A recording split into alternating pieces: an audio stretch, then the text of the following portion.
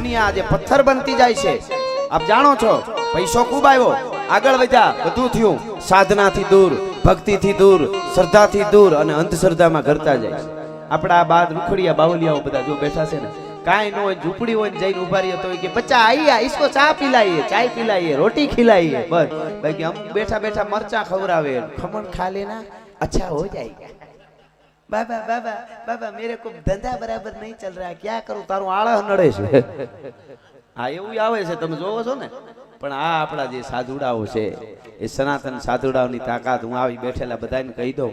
તમારા ગામનો પૂજારી હોય, બાપુ હોય, પૂજારી હોય, મહારાજ હોય, ગોર હોય, સાધુનો દીકરો હોય, તમને ફોર વ્હીલ હોય ને આખા ગામ વતી એક ફોર વ્હીલ એને ન હોય ને તો આપણું ગામ આગળ નથી આવવાનું. એ અહીંથી જાહેરમાં કહી દઉં છું. ભલા માણસ, ધર્મ જેનું મજબૂત હોય, જેનું ધર્મ મજબૂત હોય, એ દેશ જ આગળ આવી શકે. એ હવે આપણે કરવું પડશે. આપણે પાઠ શીખાડવા પડશે. બાળકોને મંદિરે લઈ જાઓ, વાર્તા સંભળાવો, શાસ્ત્રોક્ત વાતો કરો.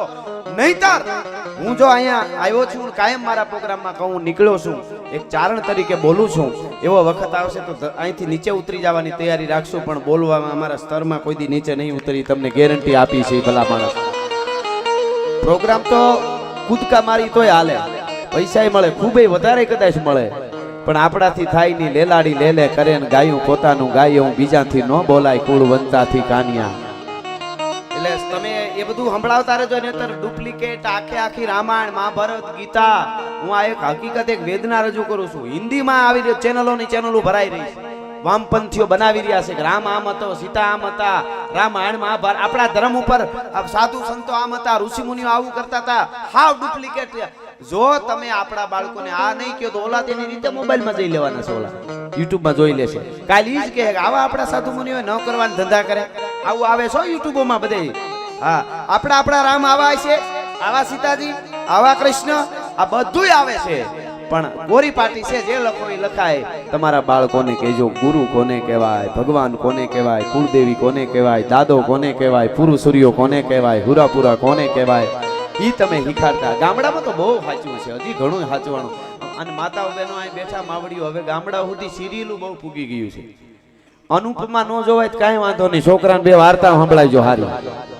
અનુપમા હામાં બેઠા, ટીવી હામાં બેઠા બેનું બિચારા રોતા હોય ઘણા તો. હાવ એને કાંઈ વાંધો નથી, મુંબઈ જાવ તમને મળે નહીં, કેવી ગાડીઓ ફરે છે. એ તો ખાલી સિરિયલમાં રોવાનું હોય.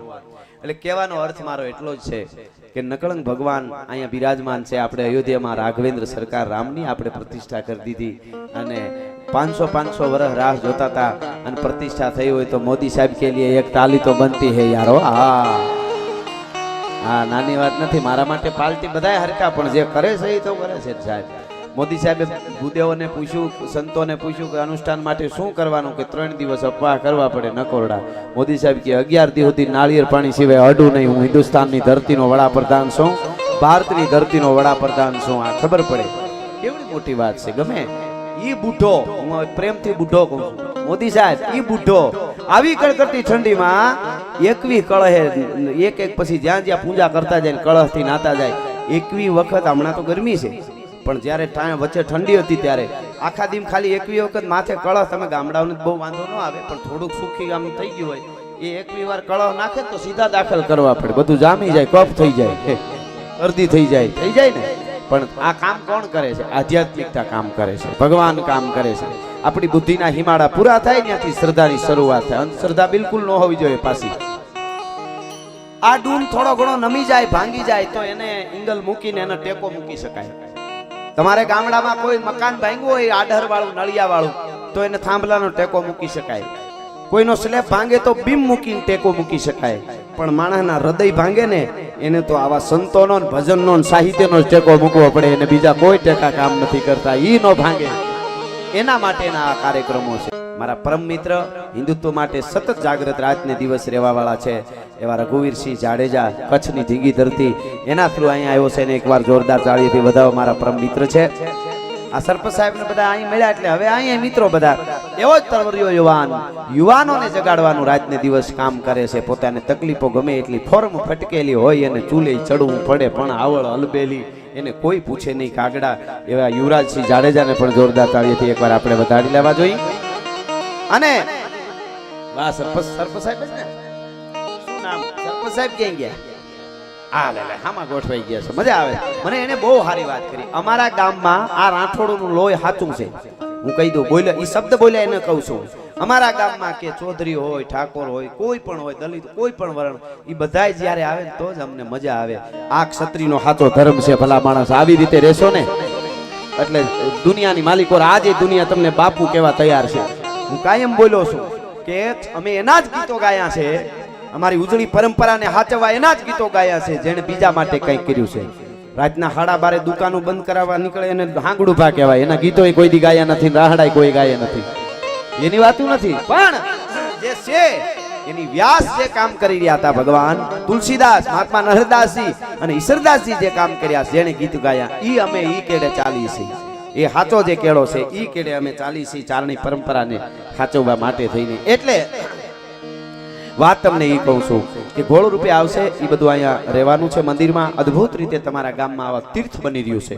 હવે આ મુડેઠા ગામ નથી, મુડેઠા ધામ છે. જોરદાર તાળીઓથી એકવાર વધાવી લ્યો. આ ધામમાં કેવી ઉજળી ચોથાબાઈ માની પરંપરા. મને ભાઈ કહેતા હતા હમણાં, સાહેબ આટલા 500 વર્ષ પછી પણ, આટલા વર્ષો પછી પણ રાઠોડો એ બેનને, ધર્મની બેનને કાપડું દેવા માટે આખું ગામ ત્યાં ભૂગી જતું હોય. ભલા માણસ, આ બહુ મોટી વાત છે. એ પરંપરા તુંબડી વેલો હાલ્યો વીરા, તુંબડી વેલો હાલ્યો હાલ્યો પિયર વાટ વારી જાઉં, તુંબડી વાલા વીરની. આ ભાઈ બહેનની જે પરંપરા છે એ પરંપરા તમે સાચવી છે, એના માટે પણ તમને હું ધન્યવાદ આપું છું. જે માણસ પાસે બહુ રૂપિયા હોય તોય દાન ન કરે, સાંભળજો, આ મારી વાત નથી, વિદુર નીતિની વાત છે. જે માણસ પાસે બહુ રૂપિયા હોય છતાંય દાન ન કરે, અને હાવ ગરીબ હોય છતાંય ભગવાનનું ભજન ન કરે, આનાથી મોટો અભાગ્ય જીવ જગતના ચોકમાં બીજો કોઈ ન હોઈ શકે. જ્યાં લખવું હોય ત્યાં લખી લેજો. હા, પછી જોઈએ આપણે અરબો ખરબો પતિ હોય. એક શેઠે એના કામદારોને બધાને કીધું કે એકચ્યુઅલી આપણી સંપત્તિ કેટલી છે જરા ટોટલ તો મારો, હું કાલ વયો જાઉં, બીપી હમણાં વધે છે, એકચ્યુઅલી શુગરની ગોળીઓ લઉં છું, ઇન્જેક્શન પણ લેવા પડે છે, તો એકચ્યુઅલી થોડું જોઈ લ્યો કેટલો આપણે બધું થઈને કેટલી આપણી પાસે સંપત્તિ છે જોઈ લ્યો. એટલે ઓલા બધા કોમ્પ્યુટર લઈને લાગ્યા કામે. 2 દી 3 દી 5 દી 15 દી 20 દી મહિનો દી થયો ત્યારે બધું ભેળું થયું. ક્યાંક સ્વિચ બે સુધીનું બધું આવ્યું, એ બધું ભેળું થયું. બધો હિસાબ કરીને કીધું કે શેઠ તમારે તો કાંઈ ચિંતાની જરૂર નથી. કેમ? તમારી 71 પેઢી ખાય, 71 પેઢી તો બેઠા બેઠા ખાઈને તોય ન ખૂટે એટલી તમારી પાસે સંપત્તિ છે. શેઠ રોવા માંડ્યા. એટલે કીધું શેઠ 71 પેઢી ખાય તોય ખૂટે નહીં, બેઠા બેઠા તોય કાં રોવો? એ કે મારી 72મી પેઢીનું હું. અરે તને કરડે કાળો તરો તને. હવે પછી આને કોણ, આને સંતોષ ક્યાંથી આવે? એટલે વાત તમને એ કહેતો તો બહુ રૂપિયા વાળો હોય, ઘડીક હવે ચા પાણી આપવાના હોય ને આપી દો, પછી તો એકચ્યુઅલી એક બાજુ લઈ લેજો. આ આપણે અંગ્રેજોની આપેલી ભેટ છે.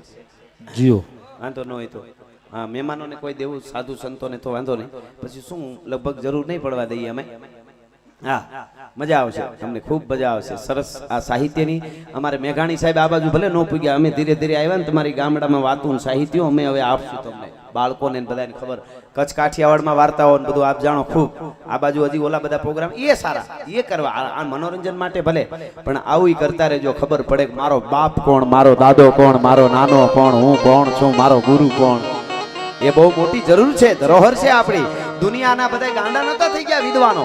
જેટલા ટોચના જેની પોઈન્ટ હોય વાંચી લેજો તમે. ટોચના લેખકો દુનિયાના છે, એને એક જ વાત લખી છે, કોઈ દેશને તમારે ભાંગીને ભૂકો કરી દેવો હોય, આપણી ભાષામાં કહીએ તો રાંકો બનાવી દેવો હોય, તો એના યુવા ધનને એનો ઇતિહાસ ભૂલવી દો. આવું ટોચના વિદ્વાનોએ કીધું. અને કોઈ દેશને તમારે મજબૂત બનાવવો હોય તો એના યુવા ધનને તમે એનો ઇતિહાસ સંભળાવો કે આવા થઈ ગયા, આવા થઈ ગયા, આવા થઈ ગયા.